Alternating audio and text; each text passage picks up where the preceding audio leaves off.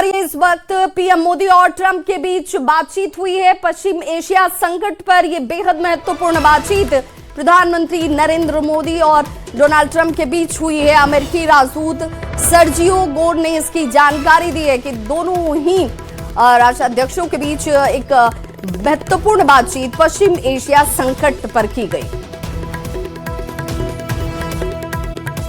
पश्चिम Asia संकट पर PM Modi की तरफ से एक बड़ा बयान आया। पश्चिम एशिया में हालात चिंताजनक हैं, पीएम मोदी ने कहा, और भारतीयों की सुरक्षा जो है वो हमारी प्राथमिकता है।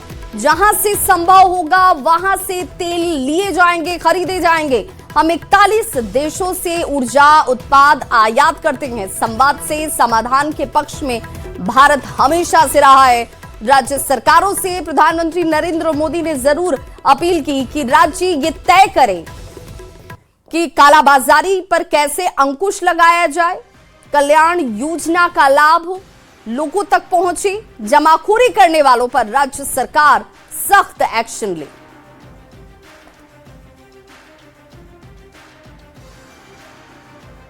पश्चिम एशिया में चल रहे इस युद्ध को 3 सप्ताह से अधिक का समय हो चुका है। इस युद्ध ने पूरे विश्व में गंभीर ऊर्जा संकट पैदा कर दिया है। भारत के लिए भी ये स्थिति चिंताजनक है। इस युद्ध से हमारे व्यापार के रास्ते प्रभावित हो रहे हैं। इससे पेट्रोल, डीजल, गैस और फर्टिलाइजर जैसे जरूरी सामान की रूटीन सप्लाई प्रभावित हो रही है। गल्फ देशों में करीब 1 करोड़ भारतीय रहते हैं, वहां काम करते हैं। उनके जीवन और आजीविका की सुरक्षा भी भारत के लिए बहुत बड़ी चिंता है। तो वहीं एलपीजी संकट पे भी प्रधानमंत्री नरेंद्र मोदी की तरफ से बड़ा बयान आया। भारत के पास पर्याप्त तेल मौजूद है, दूसरे देशों पर हम लोग कम निर्भर हैं। एलपीजी के घरेलू उत्पादन को भी बढ़ाया जा रहा है और इसलिए भारत की बात करें तो पर्याप्त तेल भारत के पास मौजूद है। लोगों को परेशान होने की या डरने की जरूरत नहीं है। सभापति जी, होर्मुज स्ट्रेट विश्व व्यापार के सबसे बड़े रूट्स में से एक है। विशेष तौर पर कच्चे तेल, गैस और फर्टिलाइजर से जुड़ा परिवहन इस क्षेत्र से बहुत बड़ी मात्रा में होता है।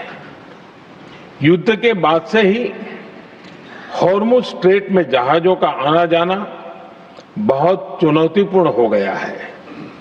लेकिन विपरीत परिस्थितियों के बावजूद हमारी सरकार ने संवाद से, कूटनीति के माध्यम से रास्ते बनाने का प्रयास किया है।